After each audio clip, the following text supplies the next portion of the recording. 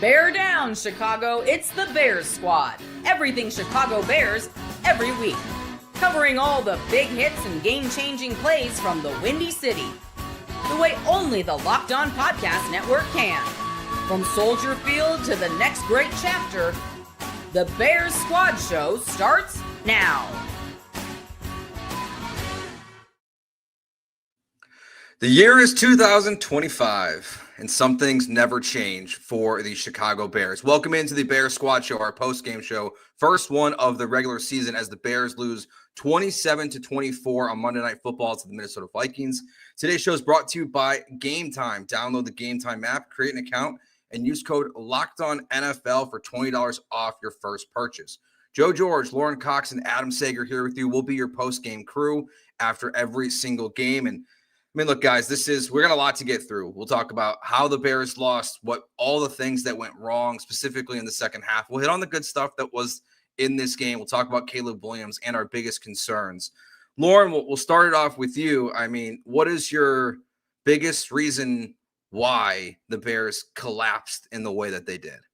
Yeah, it feels like such a long list that it's hard to pin it on one thing specifically, and I think that's what I'm torn up about a little bit. It's like if I try and say, it was Caleb Williams missing some throws, well, that ignores some of the other issues with the offensive line and a lack of a running game, and then the defense collapsing in the second half. So I find myself feeling like when it's said and done, like Dennis Allen's defense letting up for whatever reason in the second half. I think generally we'd like to think if the Bears offense can score 24 points in a game, I guess the pick six was 7 of those points, but generally in a game when you score 24, you should be able to rely on this Bears defense to hold the opponent to fewer than 24.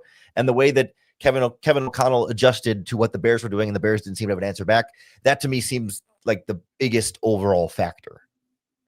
Adam? I mean, to me, this game changed when Cairo Santos missed that field goal. It felt like the air came out of the stadium, came out of the team, came out of all the players. So I think right there was the change in the momentum of the game. But yeah, Lauren hit it with defense giving up some points. Caleb had multiple throws that could have won this game for them, and he missed all of them. And let's not forget, the officials did kind of screw him too with some horrendous calls. And I'm not one to blame officials, but that holding on Darnell Wright when they were at the 12, it was 1st and 10 from the 12, and then you get that holding, then you get the intentional grounding by Caleb on that crazy weird play where he tried throwing it and kind of didn't miss. That set them back. And then of course we had the missed field goal. So it was just everything kind of went wrong after such a great start to the game. Everything kind of went wrong, and all three phases were the reasons they lost this game.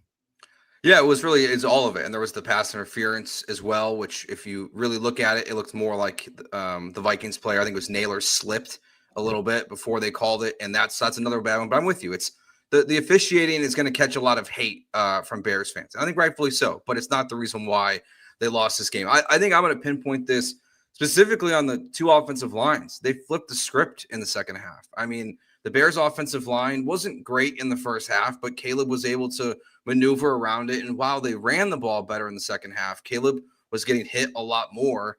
But on the flip side, the Vikings all of a sudden started protecting JJ McCarthy, and he had more time back there. You could tell he looked much more confident back there. But Adam, you're right. It's just all three phases. I mean, a blocked punt, and the Bears had it all in this game. Honestly, this is a deflating loss, guys. I don't know how else to describe it. To think that, the way you saw the Bears lose games last year, this one you have a sizable lead. You're up 17-6 after the pick six, and then to collapse on yourself the way they did, it just all feels all too familiar after this game tonight.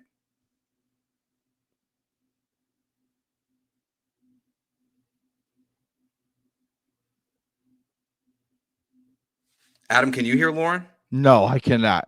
Okay. Sorry, there we go. Sorry, that was my bad. I had myself muted on here. I think that's the most disappointing part about it, right? Is that we wanted it to feel different. Like, it's one thing if you lose to the Vikings by 3 and whatever, however you get there, they win on a late field goal or whatever. And it's like, okay. And I think it wasn't that like we were going to be disappointed in a loss no matter what, but specifically feeling like, man, it felt like same old Bears, and everything was supposed to be not the same old Bears. Like that's the one thing we wanted to come away with this game feeling like, hey, at least it's different and heading in a different direction. And at least for the last like quarter and a half there, it didn't feel very different. And that's the most just disappointing, hard to swallow part. I look at it from a standpoint of the thing I'm most disappointed in is the interior offensive line. I mean, they paid draft picks, they paid money, they gave Jonah Jackson the extension. I mean, there's a lot of money invested in those three. And to me, they were not good. I thought Tooney was really good early. And then all of a sudden, they just started pushing him back into Caleb Williams time and time and time again. I thought Jackson was terrible throughout the game. And then Dahlman had his ups and downs. So, I mean, those three, that was where it was supposed to really feel different. Give Caleb time to throw in rhythm, not have to move around. I mean, he spent the first half running for his life multiple times. Then he did more of that in the second half. So while I thought Caleb's feet looked amazing in the way he was able to maneuver the pocket multiple times, he shouldn't be having to do this with the money spent and the top draft pick spent on Darnell Wright. And then we have all these penalties, false starts again. That was the same thing we saw last year. It was all just too familiar, like you guys have mentioned. And that's where I'm most frustrated is in that offensive line. Just like last year. Yeah, the penalties was, I mean, all the false starts. It was, I mean, Jonah Jackson, I don't know.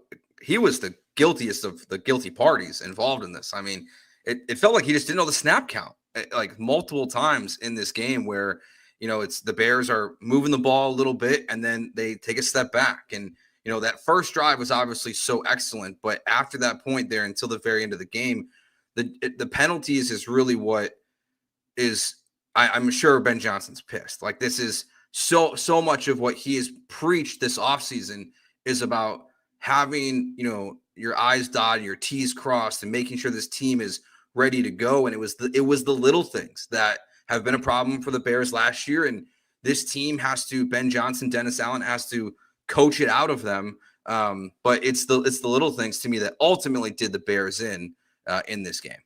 And I find myself like, I'm asking myself, like, were we expecting too much in terms of like, was it reasonable to expect everything to be cleaned up and different? I mean, I think we were definitely allowed to expect more than what we just saw. But I also wonder if like, to some point, can we allow that? Okay, maybe a few of those penalties you can live with a false start or two, not the 5 or 6 they had, but you know, a false start or two, and you can live with a couple of Caleb Williams missed throws, and you can live with a couple of snafus by the offensive line here and there because it is the first game and that's all, you know, that's all sort of normal growing pains. But then this exceeded what I think the normal amount of growing pains should be for week one. And that's where I kind of come back to the level of concern of like, maybe we set our expectations too high, but they also then went too far beyond where maybe our expectations should have been. Yeah, I 100% agree. The fact that I think the expectations just of Bears fans were way too high. I think they thought we were going to come in and see the Detroit Lions offense that has been the last 3 years immediately. And I don't think that's fair to Caleb Williams and any of the Bears offensive players. But yeah, we expected more than what we got, and we should have gotten better.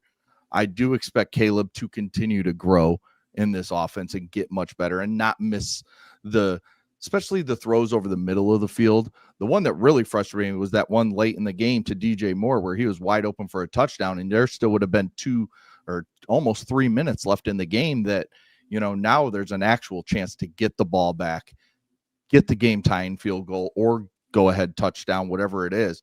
And I mean, he missed him by 10 yards. I mean, he wasn't even throwing the ball to the end zone. He threw it past the 5-yard line and out of bounds. So there's just too many of those throws, and his mechanics kind of look out of whack each time he throws. It's a little bit different. And that's probably the big thing with the consistency in his throws is just the mechanics are all over the place. Yeah, I mean, even that throw to Rome that, you know, on the broadcast that I feel like they were going at Rome a little bit for saying he should have caught it. But I mean, that thing was in the spot, but it was a really challenging catch for Rome to try to make there on the sidelines. So it's the thing with Caleb is I feel like you saw the hope in this game. There's a lot of throws that he made in this game where it's like, okay, you can see the vision of what Caleb Williams is supposed to be, but then it just felt again all too familiar with last year. especially the first half to the second half. He just looked like a totally different quarterback. And that is Brian Flores, probably credit to him for the adjustments they made. But even though I agree with you guys that like probably the expectations were too high, there was the penalties and everything, but they met the expectations for Bears fans for 2 quarters. It's the second 2 quarters that were the huge problem, and figuring out how this team can play a complete game now, which was obviously a huge problem last year. I think one thing that needs to be addressed is Cairo Santos. I mean, this guy is not good enough. He was not good enough last year. He was not good enough in this game. He could not kick the ball out of the back of the end zone at the end of the game to keep it over the 2-minute warning. No, they were able to catch it, run it, and get 5, 6, 7, 8 seconds, whatever it was, off the clock, which changed the game. It didn't give the Bears a chance at the end.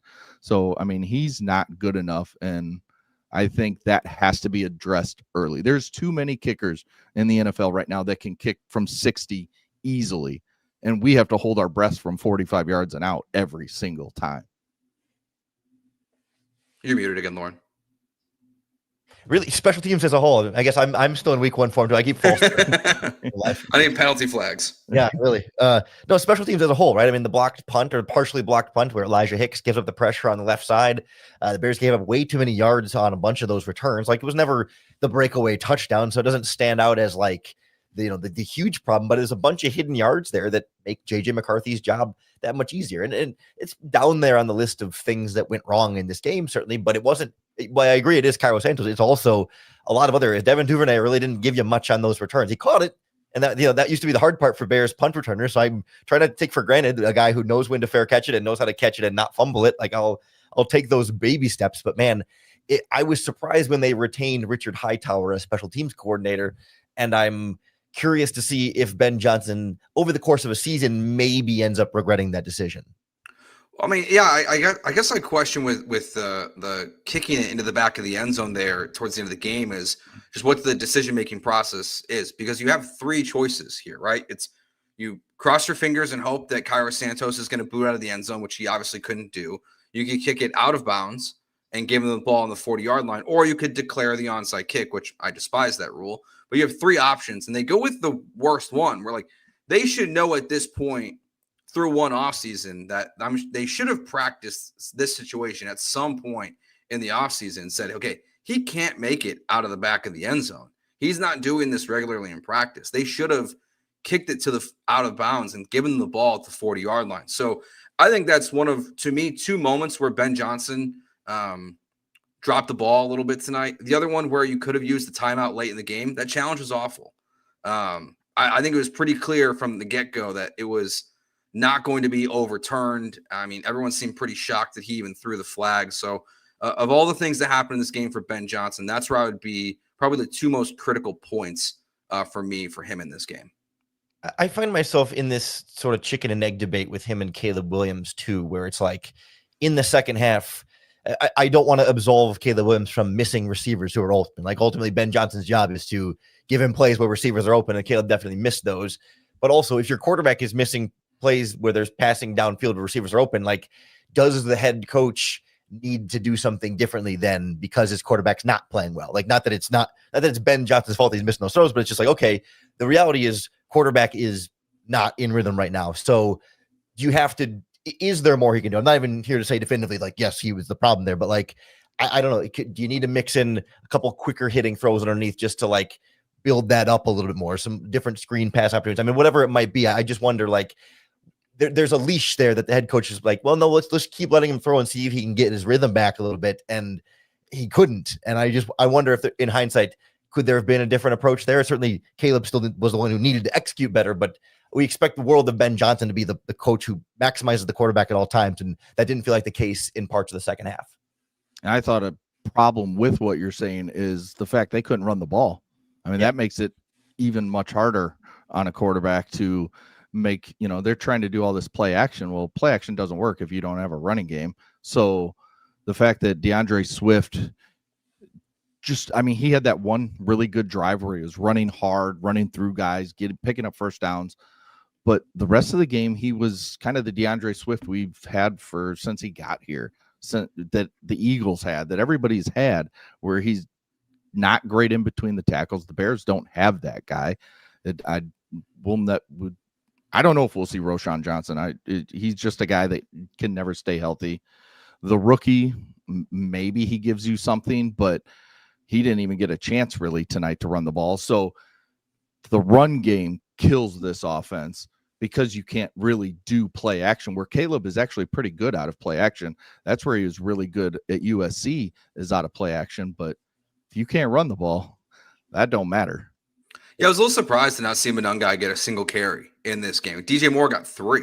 Monangai didn't get any. I mean, I know Roschon's out, but I mean, look, again, I from the moment that, Ben Johnson was hired as the head coach in like dynasty fantasy football leagues, like I unloaded DeAndre Swift as fast as I could, because it was by far his worst career year, with Detroit, that 1 year with Ben Johnson. It's the year Jamal Williams had 21 touchdowns or whatever it was. And, it clearly wasn't a great fit. And then as soon as the year was over, Ben Johnson moved on from DeAndre Swift. And it's why I think a lot of us thought the Bears were going to have a different approach. But yeah, I'm with you. This first game, you could feel not having the run game. And I think it goes back to what we were talking about earlier too, guys, is the offensive line.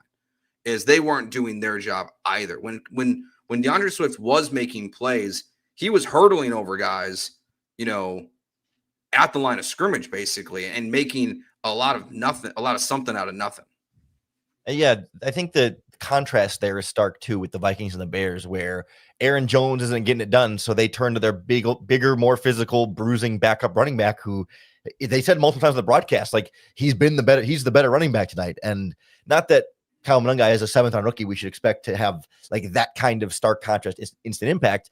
But if your offensive line's not creating for you, you'd think the running back whose specialty is bouncing off a contact and creating yards for himself that way, like certainly not as fast or as explosive as Swift, but he's the guy who can take a small window and get you 2 or 3 extra yards that might not be there. I would have thought, not that you do the full Vikings and say, all right, he's the new lead back for the game, but just give him some carries. But instead, yeah, the split ended up being 17 for DeAndre Swift, 3 for DJ Moore, and then 6 Caleb Williams scrambles was your leading rusher of the day. Yeah, the non-Caleb Williams scrambles, they only averaged 3 yards per carry, just over 3 yards per carry.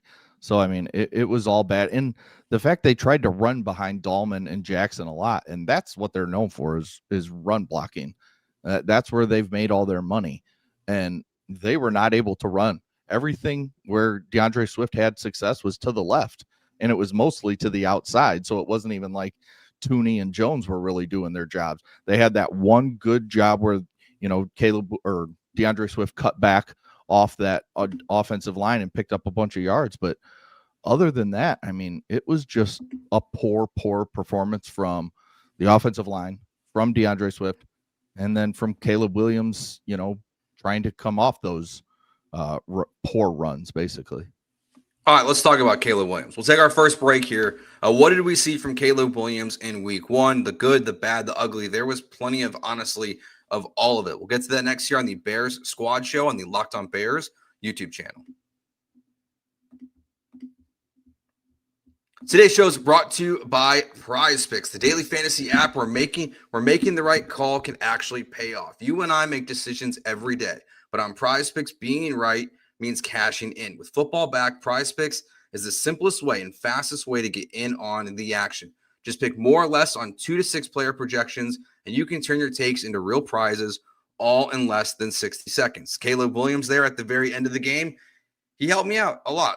Before this game, I had more than a half a field goal for Cairo Santos. Surprisingly, he got that. More than a half a touchdown for Caleb Williams, and more half a touchdown, passing touchdown for JJ McCarthy. So as long as Travis Kelce has a half a yard in his upcoming game this week, I'll be feeling pretty good. Download the PrizePicks app today and use code LOCKEDONNFL to get $50 in lineups after your first $5 lineup. That's code LOCKEDONNFL for $50 in lineups after your first $5 play. PrizePicks, it's good to be right. All right, Adam, we'll start with you on this one. You can find Adam on Twitter at Adam G. Sager. Lauren's on Twitter at Cox Sports1, and I'm on Twitter at Joe George Radio. Adam, what's your impression of Caleb Williams in this game? The start was really good, but what did he do at the start? He did not press. He did not push the ball down the field. He took what was given to him, and he started, I think it was 10 for 10. and then he missed the open throw to, I believe it was DJ Moore, down towards the goal line. After he started 10 for 10, he was 11 for 25. So, I mean, it was a very good start. I thought he made some good throws in that 11 for 25, but way too many misses. This is where we expect him to get better with Ben Johnson, and through 1 week, and yes, it's just 1 week, it's not better. It's the same Caleb Williams we saw last year that will wow you. He'll wow you with his arm. I mean, that throw to Rome along the sidelines early in the game was incredible. And some of the other throws he made were great, but then just the open misses to the sidelines, both sidelines, he was missing high multiple times. So not nearly good enough from Caleb Williams. We all expect more from a number 1 pick. And if he can't do it, we know there's a guy in town that everybody seems to love, and we'll start hearing that name time and time again. And I'm not one of those people. You will never hear me say, go to that guy. And I won't even say his name, but we expect Caleb to get better. And I think Ben Johnson will make things better with Caleb as the season goes on. Of course, we all know you're talking about Case Keenum, so I'm glad you No, but yeah, I'm with you there that it feels to me like there's not really much excuse left for Caleb Williams, right? Like the most you can give him is like, well, it was week 1, first game running Ben Johnson's offense. Like, I'm willing to have, and the excuse I'm going to give him is enough patience to say it doesn't need to be perfect in week 1. Now, that being said, it was worse than the week 1 excuse would allow for, right? Like there's making mistakes because it's the first game of the season, and then there's missing guys who are wide open. And this is another layer beyond that. I will say, like, the glass half full, I think, view of Caleb's performance would be to say that he took care of the ball. He never put it in harm's way. Like, and generally speaking, it was pretty sound decision making. It was purely like a mechanical accuracy issue, right? He was reading the defense correctly and finding the open guys a lot. I know there were some plays where guys are open downfield, and it's really easy to play armchair quarterback and say, oh, well, why didn't he see the wide open guy downfield?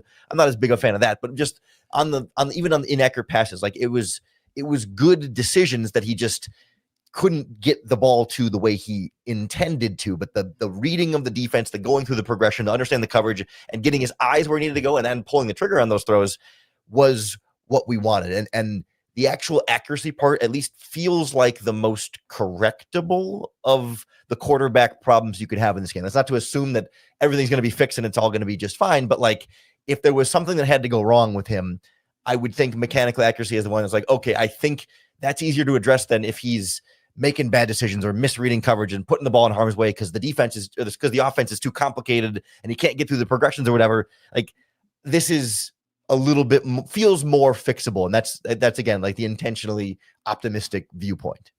Yeah, I mean, look, this game is frustrating, but I think there are things, a lot of throws in this game that can feel very encouraged about. Now, to the armchair quarterback thing, I agree with you, Lauren, and it's not going to help that, even as the Bears are driving down to score, to do something they didn't do a single time last year, an opening drive touchdown in a game. Troy Aikman will not stop pointing out that Rome Odunze is wide open over the middle of the field, and Caleb missed them. And there was a lot of those, and they pointed them out fairly. But Troy said what you said, Lauren, is that he's still going through his progressions, but he's still missing guys. And that's one where that to me is something to keep an eye on throughout the next couple weeks. Is does that improve? Because those are the things again that we didn't see improve from last year at any point. I mean, even the end of the game there, that the throw to Cole Kmet wasn't a great throw. It was an incredible catch by Cole Kmet. It was a great throw to DJ Moore. He nearly got murdered on the field. But I thought there was a lot more bad than good, but there was enough in this game where, yeah, I can talk myself into feeling okay about Caleb Williams after this game. It's just my biggest question is just how quickly does it get corrected? Like, is it gonna be able to get corrected this season? Or are these issues that we saw in week 1 and his rookie year going to be prevalent throughout the entire year? Yeah, I think go ahead, Lauren. Just real quick, in this category of like bad game, but not panic game, like needs to be better, but not like, oh my God, it's broken and he's never going to be able to be fixed. It's like needs to be better, and we thought we'd see more progress in this, but it hasn't been as quickly as we thought it would be. And what I think one thing that we kind of got to take into account too is with last year, with the offensive line being so terrible, he had people at his feet all the time when he was throwing last year. And it felt like while he did have a lot of people at his feet again or pressuring him as he threw tonight, we still don't know, are those ghosts still there a little bit? You know, he still needs Ben Johnson to coach that out of him a little bit, to know that you can step into a throw and make that throw to DJ Moore at the end of the game and just drive the ball to him instead of having to, you know, feel like you got to kind of fade away a little bit. He still fades away a little too much on his throws, on too many throws, I should say. Because when you can tell when he throws the ball right, it's different because it has zip to it. It has everything. That throw to DJ Moore I keep mentioning, I mean, it just floated and just kept floating away. It wasn't the normal zip that we saw. So I think there is definitely, as Lauren mentioned, a lot of mechanical issues that I think can be fixed, but it's going to take a lot of work, and we will probably see more of it over the next first half of the season. And then hopefully that back half is where he can kind of take off, and we'll see a lot of exciting throws in between till there, but we need the consistency to start showing. And it's probably going to take, like I said, half a season to really get where we all want him to be and where I think he can get to be. I'm curious your guys' thoughts on Ben Johnson, you know, in his confidence in Caleb Williams early in the game, going for it on fourth down, where they could have kicked the field goal and just taken the points. It was obviously within Cairo Santos's range, something that we've seen, you know, Ben Johnson do a lot in Detroit, be ultra aggressive. But he had Jared Goff as his quarterback, a veteran who can make the simple throws, who there clearly was that trust there. Lauren, is that make you feel a certain kind of way about at least how Ben Johnson believed in Caleb Williams in that moment, or is it more of a nothing burger? Yeah, I mean, it's I probably lean a little bit more on the nothing burger because I think he's just gonna kind of go for that regardless if it's confidence in himself even more than just quarterback. But at the same time, like I do think there's a message he's trying to send to the team right away in instilling some of that confidence in his quarterback and trying to say like, hey guys, we're gonna go for this, and I have faith in our progress, and sort of almost a fake it till you make it, even if you don't 100% truly believe that you're gonna get it there. But I found myself feeling like, for as much as there are Ben Johnson question marks still about this offense and then how everything's going to come together, I did feel like, for the most part, Brian Flores's blitz didn't necessarily disrupt the Bears too much from a scheme standpoint, right? It wasn't like, oh, they've got no answers because Brian Flores keeps disguising everything and bringing pass rushers from all over, and they were just so out-coached by the genius Brian Flores defense. Like, it was more about like, they couldn't block it very well, but like, I didn't feel like from a scheme standpoint that it was some like masterclass from Flores that he outsmarted Ben Johnson this time. Like, it felt like at worst you were kind of like evenly matched there, and feeling like you weren't so drastically outcoached in that matchup the way it has felt really all three of Brian Flores' seasons in Minnesota. Yeah, I think that's a great point. I really feel like Ben Johnson owned Brian Flores when he was in Detroit. So I think he knew exactly what Brian Flores was going to be bringing. And yeah, there was a couple times where Brian Flores won, but I think for the most part, like you said, Ben Johnson's scheme stood up to Brian Flores. And if Caleb hits half of the throws that we're talking about, I mean, this is a completely different game. The Bears probably win by 2 touchdowns instead of collapsing in the second half. So I really think that, back to your question, Joe, about the 4th and 2 that they went for early in the game. Yeah, like Lauren said, that's Ben Johnson. He's going to go for that anytime. The problem that he's probably going to realize really quick is he has no David Montgomery. He has no Jahmyr Gibbs to give the ball to out of the backfield in those situations. He's going to have to rely on either DJ Moore out of the backfield or Caleb Williams' feet, or throwing the ball, because DeAndre Swift ain't picking up hard yards up the middle on a 4th and 1, 4th and 2. You don't have that guy on the roster right now, it seems. Yeah, I think for those reasons, I hated it. I get why. I mean, people and, you're looking online and it's like, well, it's like, that's who you are. You be aggressive. I get it. That's who you are, but you have to also play to your personnel. And then while the offense was looking really good, because that's still part of the game where the offense was humming, getting to that point, on the other side of the field in a 4th and 2. I get in theory why they did it, but I kind of just would have liked the points. And I know it's not, apples to apples, but you lost by 3 and you missed a field goal and you could have got a field goal there. So I know it doesn't exactly work like that, saying the Bears would have gone to overtime and maybe won this game, but I wasn't really a fan of it in the moment. I get why he did it, but it was just one of those where I wonder if he wants that one back at all. See, I have more of the hard time the fact that they gave up the 3 right before half instead of taking the 3 there. That's where I think the 3 points really mattered, was Nahshon Wright giving up that big play to, I believe it was Jalen Naylor, on that really good throw by JJ McCarthy. And I think that gave McCarthy confidence going into half, because he came out and you could see the confidence that he had coming out of half and the throws he was making, just being more comfortable in the pocket. He seemed, because the first half he was all over the place. His feet were moving every which way when nobody was there. So I think that throw really I mentioned the Cairo Santos missed field goal, but that throw may have changed the game as well, because those 3 points obviously mattered in the game, and it set JJ McCarthy's confidence through the roof. And if you watched him at Michigan at all, you knew when he got his confidence, game was over.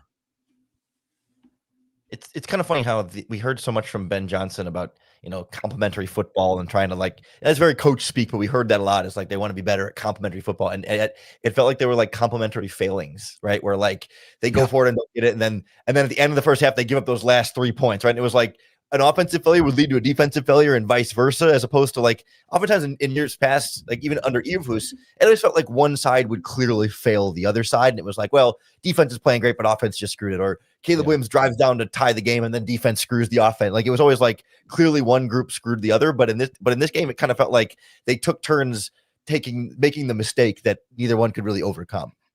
And then the special teams joined in with the block punt, and so they checked all the bad boxes in this one. All right, let's take our next break here. Let's talk about the defense, what we saw, because just like the offense, it's kind of a tale of two halves of what you saw from Dennis Allen's defense in Week 1 in the loss to the Vikings. We'll get to that next year on the Bears Squad Show.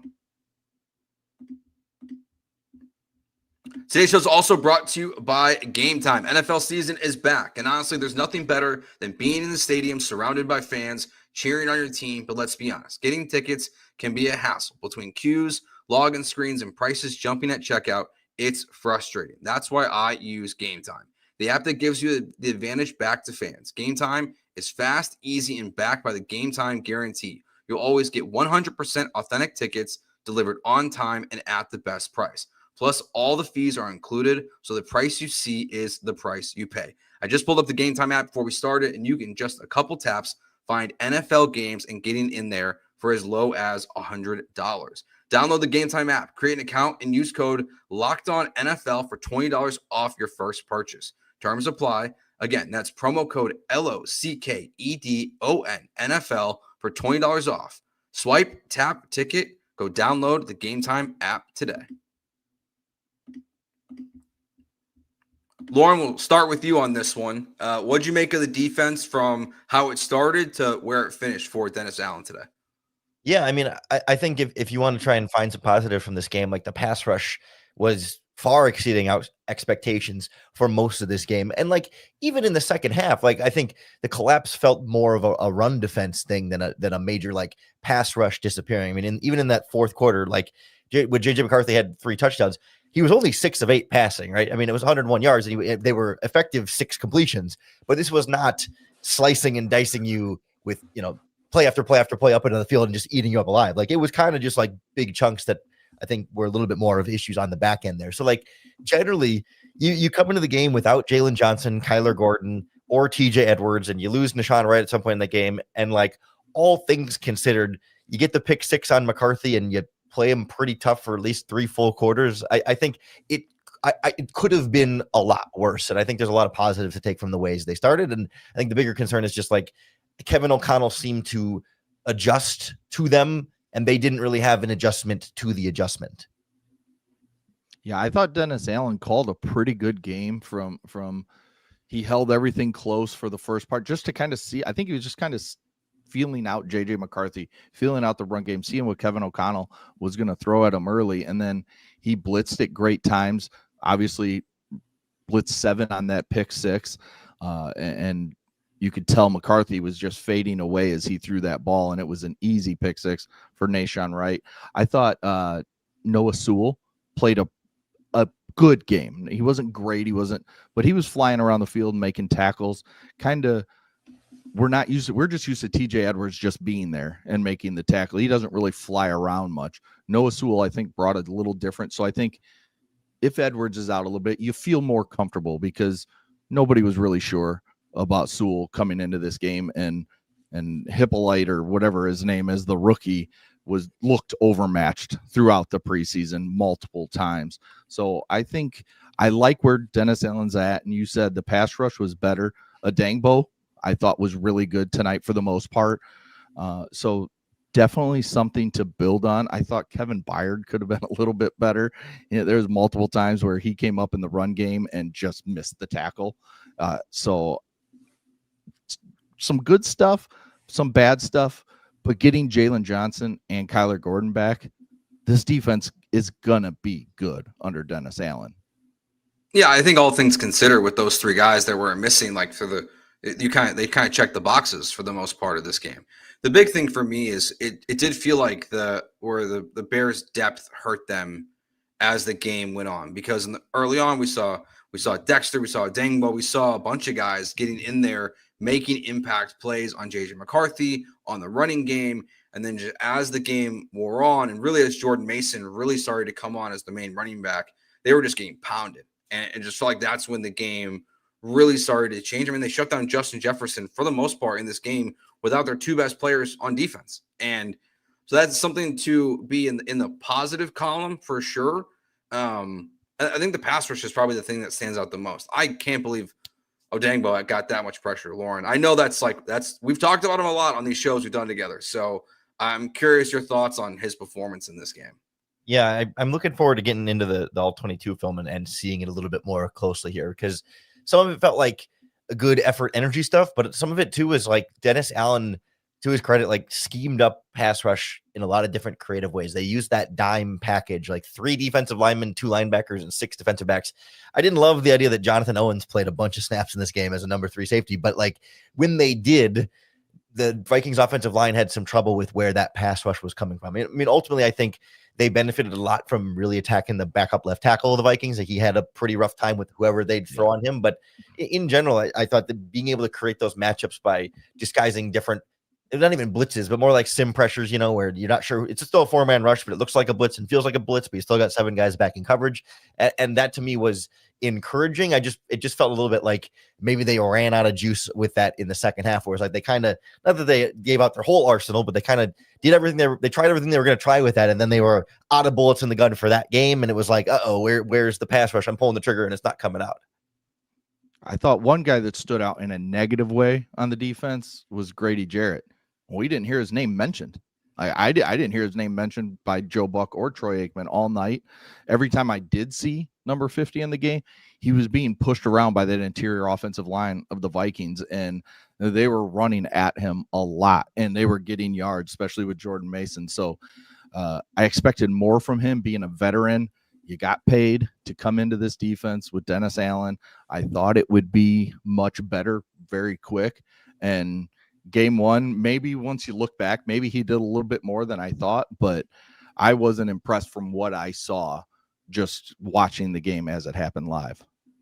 I think it's fair to put Montez Sweat in that box too. I mean, besides, the nice pass deflection that he had when JJ McCarthy threw it basically right to him, when JJ was really struggling in this game. I mean, we were hearing a lot of the other guys getting pressure, and again, it's, when you watch it back, it's different, but it just didn't feel like, even though those first 2 drives where a sack ends it, Montez is not in that cluster of players really that is getting JJ McCarthy to the ground. And, Lauren and I, we talked about this a lot as we started doing these shows, and it's the one thing where the pass rush always has felt like the fundamental flaw with the Bears defense, kind of like the running game on offense, where they didn't really add to it in the way they needed to in the offseason. I just expected more from Sweat today, especially, with Darisaw being out and the Vikings not having their left tackle. And that's where even with Odengbo, it's like, I want to give him credit for this game, but I also want to wait and see a little bit. How does it look next week versus the Lions, a healthier offensive line than what the Vikings had? I was going to say the Lions offensive line had some troubles last week, but that's on the interior. So that'll be a fun, different matchup there.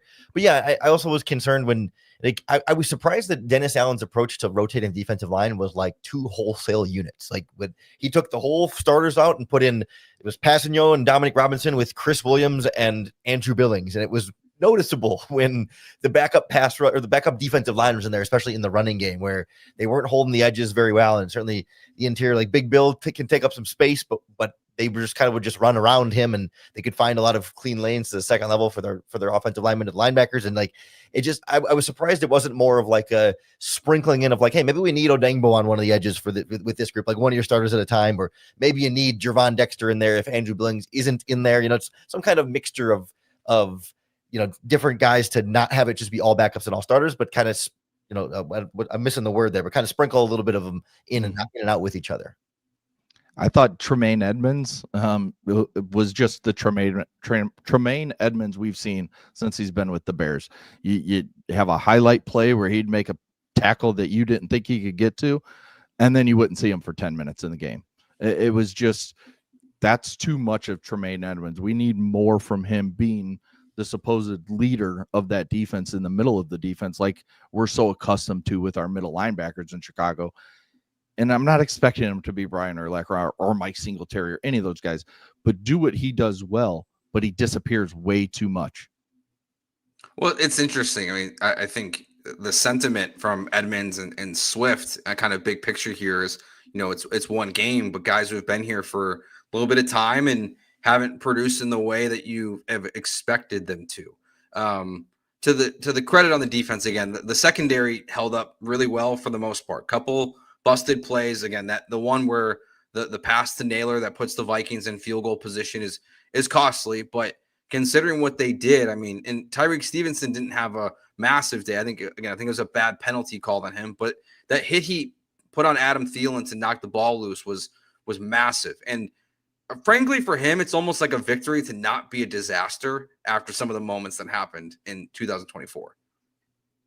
All things considered, like, if you didn't watch this game and you knew nothing about what happened, and I told you, listen, the Bears held Justin Jefferson to 4 catches for 41 yards, and their running backs averaged only 3 yards per carry, and they only lost 27-24, you'd be like, oh, okay, like, not a bad week 1. Like, okay, that seems reasonable for what our expectations might have been. And yet, it's the devil's in the details with how you kind of get this outcome. Like the 3-point loss there and all the little mistakes along the way only feel so much worse because of how good it looked in the first half, right? If you'd sort of spread that out over 4 quarters, maybe it feels a little bit less devastating, but like, because of how it all comes together all at once and the familiar feeling of it all, like, that to me is what elevates this to feel so much worse than just a 3-point loss. Yeah, I'm really interested to see what Dennis Allen's going to say after this game, what he thinks went wrong, mainly in the fourth quarter, because that's when they scored 3 touchdowns. That's when JJ McCarthy kind of took off. We saw the confidence building in the third, but he really took off in the fourth and looked very comfortable throwing the ball from a clean pocket. Lauren, you mentioned that the pass rush kind of just stopped there late in the game, and that's when McCarthy got going. And I just want to know, does Dennis Allen think he could have done something different in terms of maybe blitzing the young, he's not a rookie, but the second-year player, first-year starting quarterback? Would that have made a difference in his mind? I'm interested to see what all the coaches say, but really interested to see Dennis Allen's thoughts on the fourth quarter alone. Yeah, I mean, we know Ben Johnson's going to be honest. He's not going to. You can tell he's not going to be happy with the way that his team performed today, and I don't think anyone should. I think, look, again, like kind of like what Lauren was just saying. Like, if you would have said the Bears are up 17-6 after a pick 6, and Caleb Williams took them down for an opening drive touchdown, something they haven't done. They didn't do all of last year. I think they haven't done at home in week 1 since like 2018 or something like that. Like, it's crazy and how bad things have been. So you can pick your moments in this game where there's a lot of positive things, but then obviously the collapse just outweighs all of it. And my biggest question now, and we'll kind of call hit on this before we go to our next break, is what do you guys like? What's your gut tell you about what happens next? Like, do you guys believe that this is the coaching staff that can avoid the disaster that was last year? Because last year the Bears lose this game and the season unraveled basically. So I'm curious how you feel about this staff right now and your confidence that this won't be now an unraveling going forward. Yeah, I tend to feel like there are enough little things in this game that all added up to the loss that in theory you will be able to correct some of them. I mean, not all of them, but some of them. And some of that's as simple as getting healthier. Like that's one of the things that went wrong in this game that will get better next week or, over the next coming weeks that, okay, like that shouldn't be as bad. And like, you're not going to have 11 penalties or whatever it was, however, it ended up being 12 penalties for 127 yards. Like you might still have a penalty problem, but you're not going to have 12 for 127 every week. Right. And like, you might still have some offensive line issues, but like, you're not going to face a Brian Flores that aggressive of a blitzing defense every week. So that in theory, even if they do nothing, almost nothing differently, there should just be some like natural regression to the mean type stuff that should bounce back. And I think if you can eliminate some of those things, even in just this game, you win. And so when you're playing against teams that maybe aren't as good as the Minnesota Vikings, we'll see how good they end up being, but they're at least we got like a borderline playoff team at worst. Like this kind of performance should be able to fly against lesser opponents. And then you really got to get tested against, the Lions and the Ravens and the Bengals and some of the better teams. I think Ben Johnson has the respect of the locker room. We know last year, none of those coaches had the respect of the locker room. So I think right there is the major difference in why this doesn't turn into a 10-game losing streak like we saw last year or whatever the losing streak was last year. It's just, you have to feel better knowing that Ben Johnson's there and Dennis Allen, who expects respect from his players every second of every day, that things won't unravel here just because of a loss that, yeah, you should have won the game and things went wrong in the second half, but there's still enough there, like Lauren said, to build off of and know that you still have really good players on this team coming back to the defense, and the offense is still going to be really good once Ben Johnson really can get his scheme going. All right, we'll take our final break here. When we get back, the number one thing you want to see the Bears improve on the most from week 1 to week 2 from what you saw. It's in the moment. We haven't obviously gone back and watched the game. You guys are welcome in as well here in the comments on YouTube. That's all coming up next year on the Bears Squad Show. What's up, Bear Squad fans? Are you still paying full price for gas? Stop leaving money behind. Get real cash back every time you fill up with the free Upside app. Simply download the free Upside app in the App Store or Google Play right now and start earning cash at the pump today. Use my limited time promo code TOUCHDOWN and get an extra 25 cents back per gallon on your first fill up. You can make up to $300 a year just from buying the gas you already needed. At first, I thought it was too good to be true, but it's totally legit. Real people are getting paid to just make their daily commutes, and you can too. Plus, you can cash out anytime to your bank account, PayPal, or an e-gift card for Amazon and other brands. Don't let this offer drive on by. Download the free Upside app now using my limited time promo code TOUCHDOWN for a limited time 25 cent per gallon bonus. That's promo code TOUCHDOWN. Offers vary by user and location. Go to upside.com for terms and conditions. I think penalties is the one thing we all want to see the Bears improve the most on, or it's one of the things that the Bears need to improve on the most. We just talked about it there. Just way too many. Jimmy says here in the chat, the Bears need to stop taking stupid penalties. Specifically, I would say the false starts. That's where that has to be better in week 1 or in week 2 from week 1. Ben Johnson's talked all offseason again about operations, having guys set. That wasn't an issue, and it seemed to be an issue during camp, but got to be able to, get the playoff and have everyone on the same page with the snap count. So that's the first thing for me of what I need to see and want to see the biggest difference between week 1 and week 2. Lauren? Yeah, I was just looking back through. I was surprised that to me, it felt like the penalties were all stacked up in the first half, and that maybe it felt like they cleaned it up a little bit in the second half, but it was 5 first half penalties to 7 second half penalties on the Bears. I think the difference was the first half, it was a bunch of false starts and it was super redundant. It's like, okay, what are we doing? Like, why do they keep making the same mistake type of penalty? But I'm like going through the game book right now. Like the second half was a bunch of little stuff that gets stacked, right? You get the illegal hands to the face on Dio Dengbo on one of the 2-point conversion that gives them another chance at it.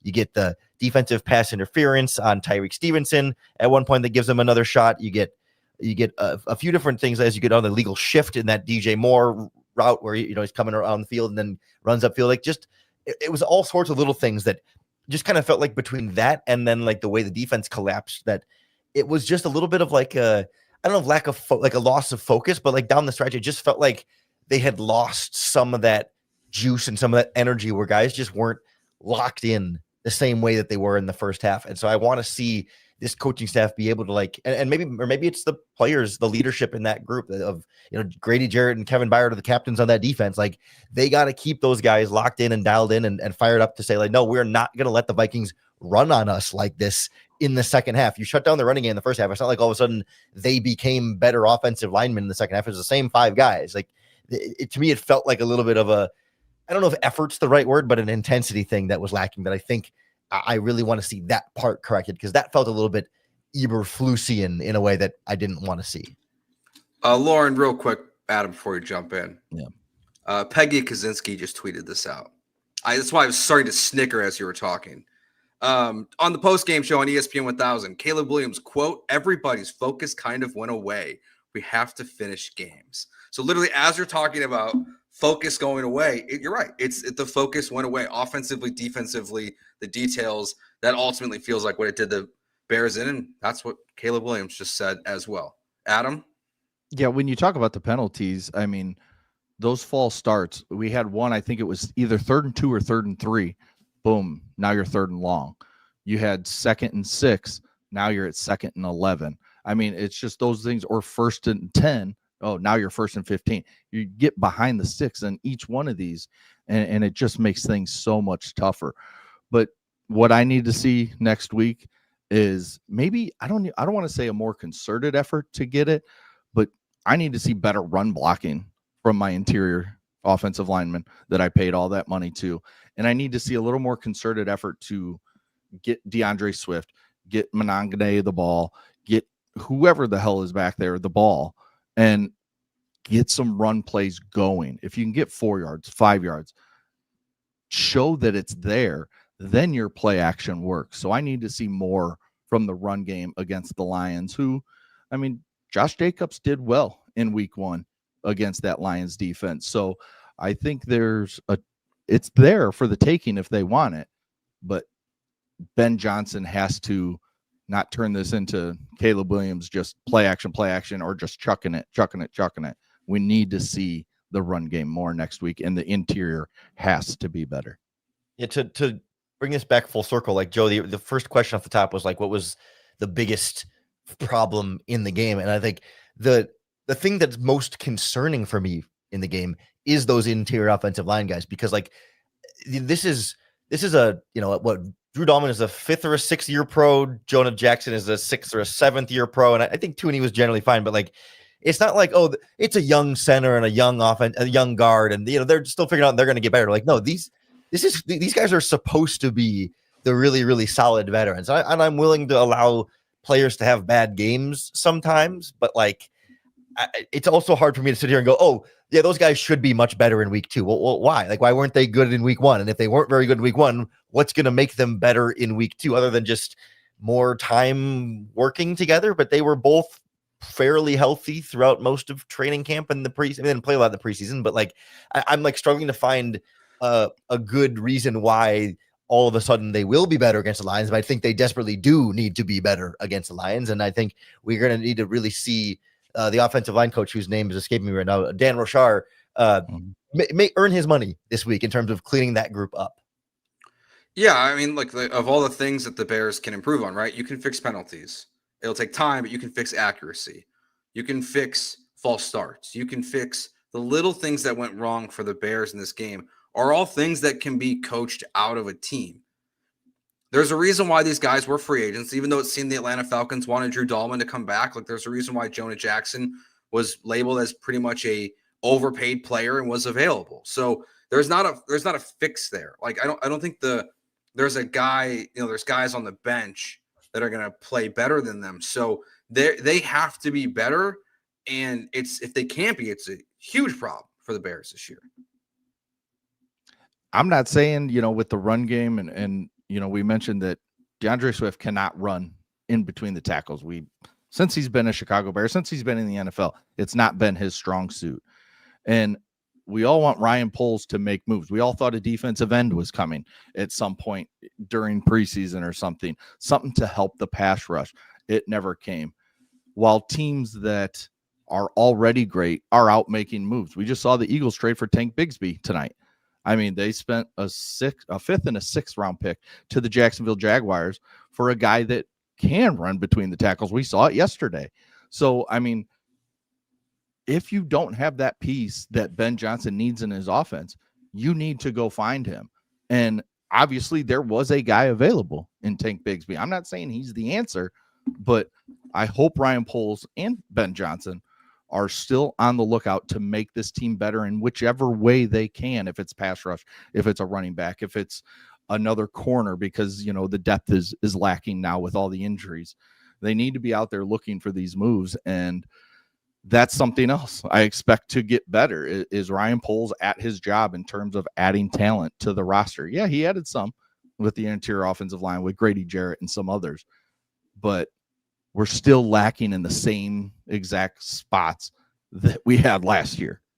I do wonder if there is or will be any sense of urgency in that regard. Like it feels like the approach since the NFL draft was over is like, we're going to be patient. We're going to just see how it goes with these young guys. And we're not going to sign Zadarius Smith. We're not going to trade for a running back. We're not going to make right. I mean, Tano Passanio was really like and I guess maybe Trey Flowers were like the only like late veteran additions of like, got to get some infusion and talent now. But there seems to have been a pretty clear idea of like, hey, we don't have to win a Super Bowl right now in 2026. So let's just see how Dayo Odengbo does. Let's see how Javon Dexter does. Let's see how DeAndre Swift and Roshan Johnson and Kyle Monangai does, and not rush into making a big move like that. And I wonder, like, I don't get the impression that like a week one loss is enough for him to say, all right, we got to make a move and get this team better right now. But I wonder if losing continues, if that pressure starts to build up and they say, okay, we've seen a couple of games of these guys, they're not getting the job done. Now we pull the trigger. Guys, we could wrap up the post-game show here with this. Maybe we'll wrap up every week like this. Let's do a little letter grade. One for Caleb, one for the team. And any final thoughts you have? Sags, you want to go first? Sure. I'll start with Caleb. Just trying to think throughout the game. Yeah, it's tricky. I like some of the stuff he did, but the missed throws really stand out. And I'll just say I'm going to give him a straight C. Straight C, first game in Ben Johnson's system.